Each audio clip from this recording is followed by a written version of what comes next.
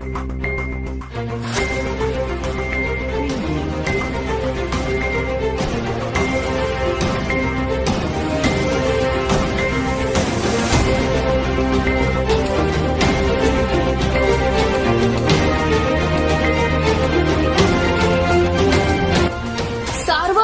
News Maharashtra. महाविकास आघाडीच्या मोर्चाच्या पार्श्वभूमीवर मालवण शहरातील दुकान हे बंद असल्याचे चित्र दिसत आहे।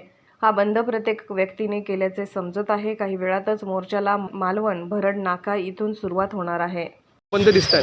एक परवाची घटना घडली, म्हणजे महाराजांचा जो पुतळा कोसळला, त्यावर सर्वांना दुःख झालं आहे ते। त्यामुळे सर्वांनी एक निषेध, शासनाचा निषेध म्हणून आज मोर्चाचा हे केला आहे ठराव। शहरातील दुकानं बंद दिसतात।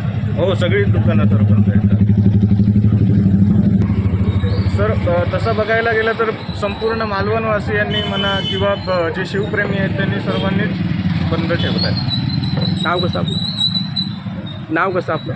परेश मालवणकर।